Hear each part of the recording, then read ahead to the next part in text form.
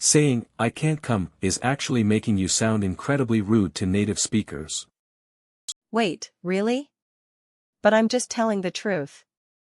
Honesty is great, but in English, being too direct can end a friendship before it even starts.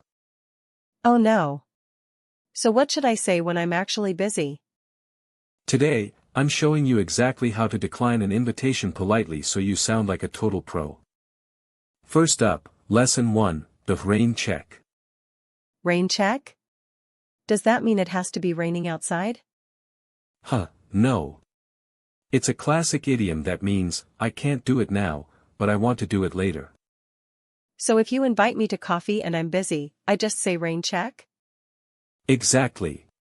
You can say, "Can I take a rain check on that coffee?" That sounds way more friendly than just saying no, I'm busy. It is.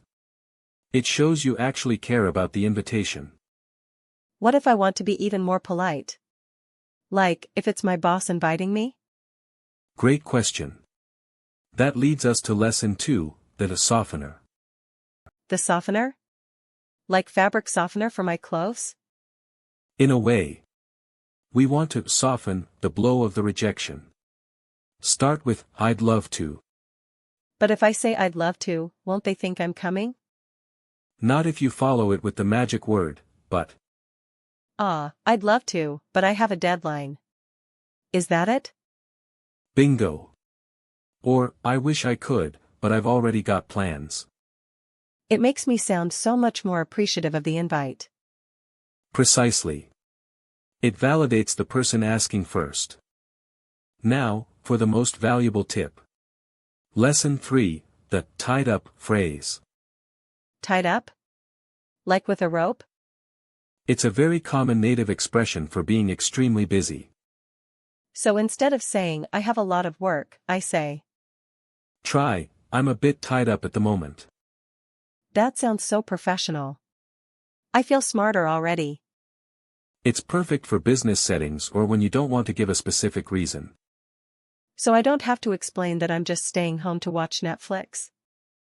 Exactly. "I'm tied up" is all the explanation you need. Let's put it all together in a real-life roleplay. Ready? Ready. You invite me to something. Hey. A few of us are heading to the new taco place tonight. Want to join? Oh, I'd love to, but I'm actually a bit tied up with some chores. No worries. It's going to be a blast though. Can I take a rain check? Maybe we can go next Tuesday instead? Perfect. Next Tuesday it is. See, was that hard? Not at all. I didn't feel guilty, and you didn't seem upset. Now it's your turn. I'm going to invite you somewhere, and you type your polite refusal in the comments. Hey, do you want to come to my cat's birthday party this Saturday? Pause the video and type your answer now. Use one of our 3 tips. Great job. Let's recap quickly so you never forget these. 1. Use rain check for future plans. 2. Use softeners like "I'd love to, but." To be extra kind. And 3. Say I'm tied up when you're too busy to talk. You're becoming a native speaker faster than I thought. I feel so much more confident now. Thanks.